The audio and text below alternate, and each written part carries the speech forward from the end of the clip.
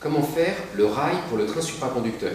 Il vous faut pour ça une plaque d'acier magnétique, donc qui attire les aimants et qui soit suffisamment épaisse, au moins 1 mm typiquement d'épaisseur. Il vous faut des aimants néodyme fer-bore type N35 qui font typiquement une hauteur de 1,5 cm et des longueurs variables de 1 à 4 cm.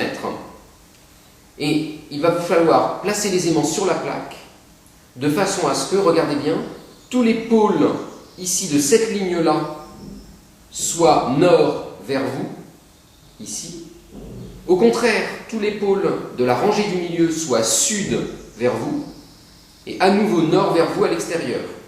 De sorte que dans ce sens-là, on a toujours une alternance nord, sud, nord, alors que dans ce sens-là, on a toujours sud, sud, sud, nord, nord, nord, sud, sud, sud. Évidemment, on peut faire sud, nord, sud ou nord, sud, nord, ça revient au même. De toute façon, je suis incapable de vous dire si ici c'est nord, sud, nord ou sud, nord, sud. C'est l'alternance qui compte. Donc pour concevoir le rail, sur la plaque métallique, il vous faut une série d'aimants et puis un marteau et un petit bout de bois de cette taille-là typiquement. Tenez les aimants dans la main droite de cette façon, une colonne d'aimants, et vous les faites glisser facilement comme ceci pour pouvoir les séparer. Vous voyez, je le pousse comme ça, je le sors. Je place le premier n'importe où. Ça va être très facile de faire sud, nord, sud pour 3 aimants juxtaposés. Ça va être bien plus compliqué d'aller dans ce sens-là parce que les aimants n'aiment pas cette situation. Donc je commence avec un aimant mis n'importe comment et je vais mettre le deuxième à l'envers.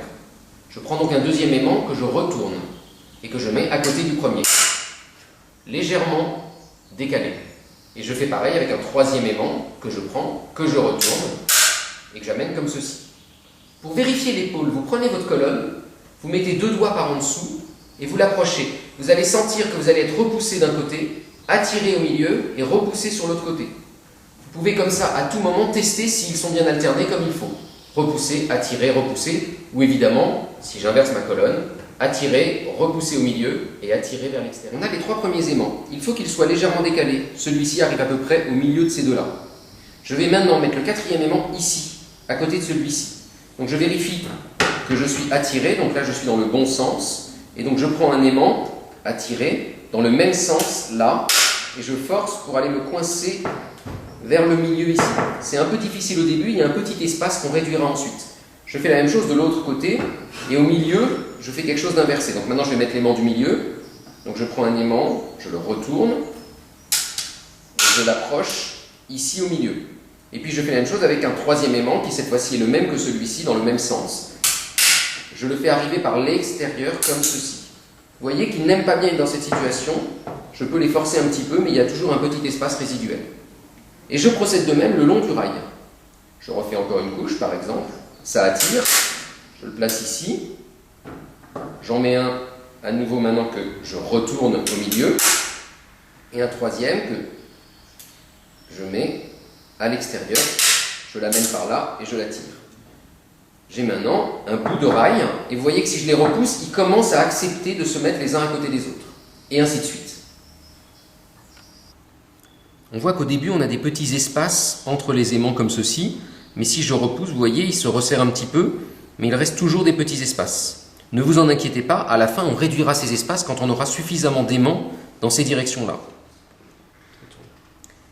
Alors, pour réduire ces petits espaces, il ne faut pas attendre que le rail soit fini, il faut le faire tous les 5 ou 6 aimants. Pour ce faire, vous prenez une petite cale en bois, il vaut mieux prendre quelque chose de non magnétique évidemment, et puis un marteau, vous vous mettez en bout ici, et vous tapez. Ne pas prendre quelque chose de trop pointu, ça casserait les aimants.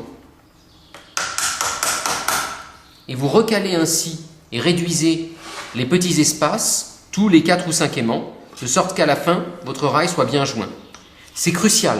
S'il y a des petits trous, ça va freiner le train, qui va même parfois s'arrêter là où il y a le petit trou.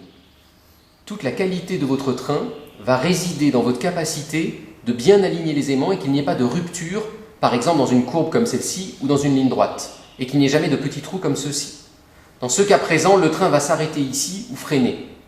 Donc pour réduire ces espaces, à nouveau, il faut par petits à-coups successifs, bien resserrer les éléments. On voit aussi que dans un virage, on aura intérêt à utiliser des aimants de taille différente en différents points du rail. Le point délicat, c'est à la fin du rail, ne pas laisser un petit espace. Donc le tout dernier aimant, le mettre en force pour que tout soit bien joint.